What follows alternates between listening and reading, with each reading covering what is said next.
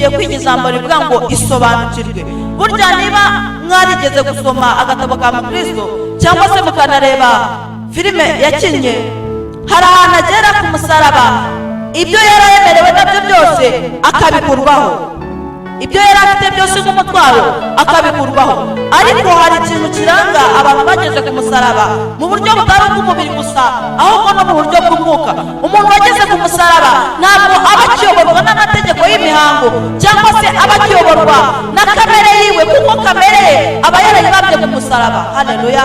Kamere ye aba yarayibambye ku musaraba, bityo nabe akiyoborwa na kamere, ahubwo akaba ayoborwa n'umwuka we.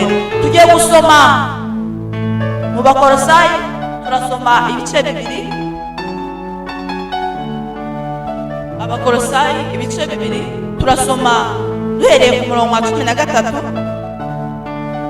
ni kuri paji ya 203 mu isezerano rishya. Abakolosayi ibice bibiri turahera ku murongo wa 13, haravuga ngo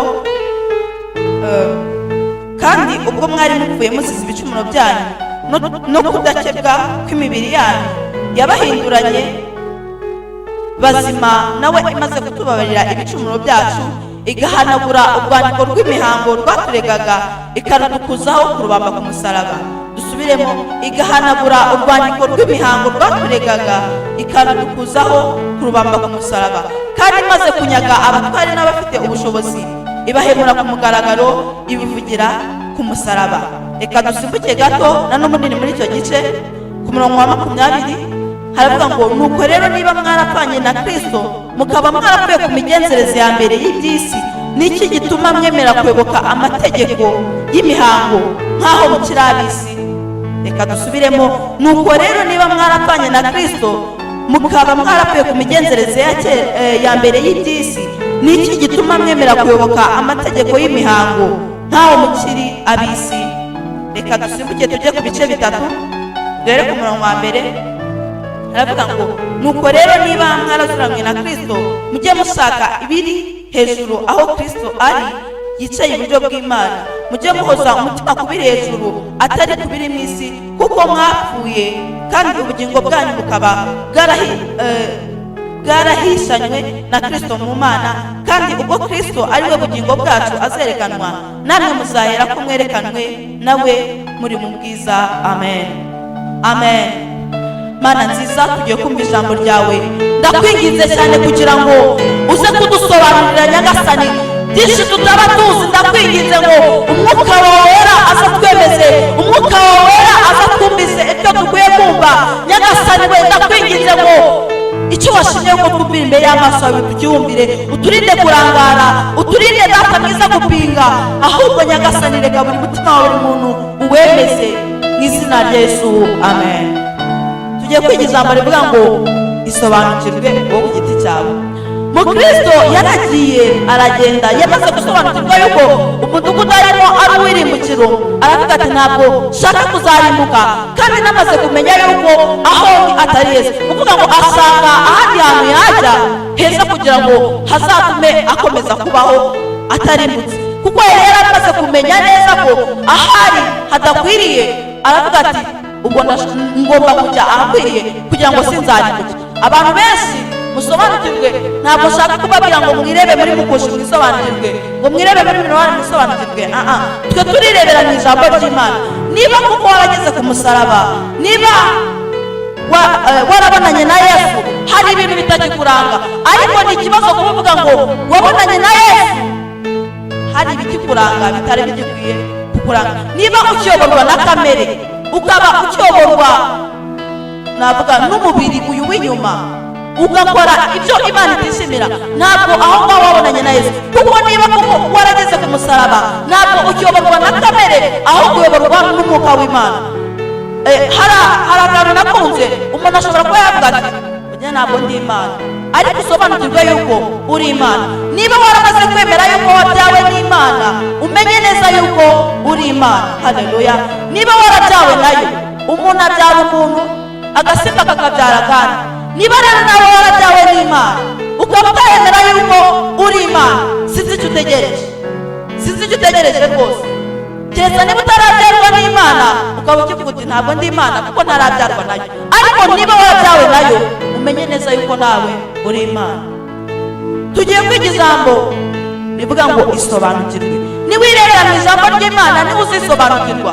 Haragaragara tuge ngo mugushi igitubeza kuki iyo wirebye gutya ahari iburyo bwawe haba hagiye ibumoso, ahari ibumoso hakajya iburyo, ariko mu ijambo ry'Imana niho wireba ukareba neza uko umeze. Ijambo ry'Imana riratubwiye ngo mbese, kadusubiremo mu Bakolosayi 2:11 ngo kandi ubwo mwari mukwiye muzize ibicumuro byanyu no kudakebwa kw'imibiri yanyu yabahinduranye bazima imaze kutubabarira ibicumuro byacu igahanagura urwandiko rw'imihango rwaturegaga ikarutukuzaho ku rubamba ku musaraba. Ni ukuvuga ngo iyo umuntu ageze ku musaraba rwa rwandiko rw'amategeko cyangwa se rw'imihango y'imibiri, ibyo ngibyo biteza Imana icyubahiro, ntabwo kuko Kristo yarumva yararujyanye rwose ku musaraba ararubamba ararwashyira. Niyo mpamvu iyo ugeze ku musaraba udahabwa urwandiko rw'itorero cyangwa se guhabwa urwandiko rwemeza kuri misi, aho guhabwa urwandiko rw'inzira. Twari indirimbo ivuga ngo umugabo nta bwenge we yagiye nta rwandiko. Haleluya, agenda nta rwandiko rw'inzira afite. Ni ukuvuga ngo uragenda ku mupaka ugiye kwinjira mu kindi gihugu nta pasiporo ufite, ntabwo barakwemerera, ahubwo nureba nabi banaragufunga uvuga aho wari ugiye kujya. Mbona nawe nta bwenge nawe aragenda gasigaza inzira nk'uko abandi binjira nyine azi ngo ni ku isoko, ariko ngo ahageze abona yuko atari ko bimeze sha, aragenda asanga ntabwo ariko bimeze kuko nta rwandiko yari afite, ntibamwemerera kwinjira. Ariko nawe icyo waharanira muri iki gitondo ni ukwisobanukirwa, kandi wamara kwisobanukirwa ugashaka urwandiko. Haleluya, ugaharanira uburyo bwose ugiye ku musaraba ugashaka urwandiko rw'inzira rutari urw'itorero, kuko urw'inzira ni rwo ruzagufasha. Ni ukuvuga ngo iyo umuntu agiye mu rugendo agiye kuzenguruka ibihugu cyangwa se agiye kujya ahandi hantu, abanza gushaka ibyangombwa bimwemerera neza kujya aho hantu. Iyo atabifite yarebye nabi bamata muri kasho cyangwa se akagira izindi ngorane zimubaho, ariko afite urwandiko umva ashaka hose arahajya. Natwe rero icyo byatwigisha, mureke dushaka urwandiko, tugere ku musaraba hari urwandiko Yesu yahabambye rw'imihango n'ibiki byose. Urwo si rwo tuzahakura, ahubwo tuzahakura urundi rwandiko rw'inzira tunyuramo.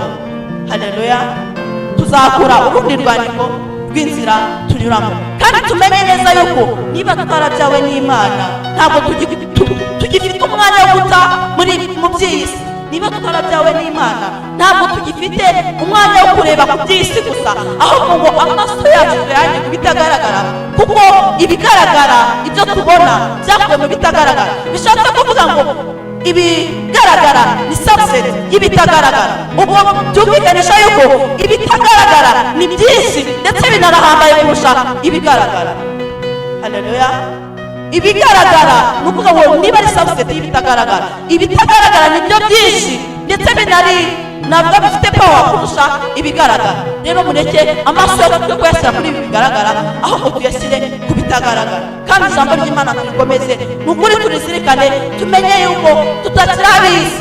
Haleluya, ntabwo tukiri ab'isi kuko tutakiyoborwa n'iby'isi, ahubwo tuyoborwa n'iby'umwuka. Icyo nagusaba rero umakinge sure cyangwa se wirebeho witegereze, wisobanukirwe, ubashe kumenya neza niba yuko utakiyoborwa n'umubiri.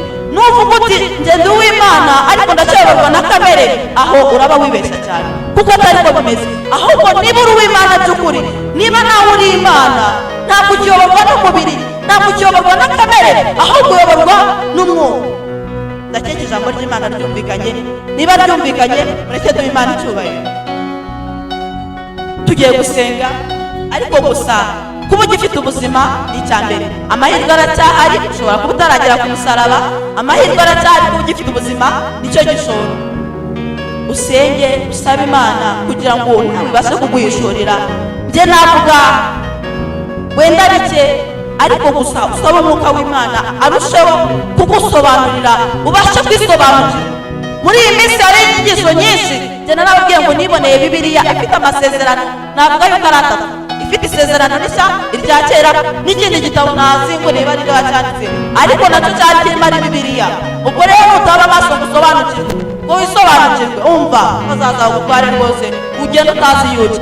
Ariko nuba ufite kwisobanukirwa ukaba waramenye uwo uriwe, uzakomeza icyo wahawe cyangwa se uzakomeza icyo wamenye, kuko nubwo Satani anyanyagiza wowe ntabwo uzatoragura, uzabasha kumenya ko ari Satani unyanyagiza, bityo bitume udatoragura. Haleluya. Reka rero dufatanye gusenga.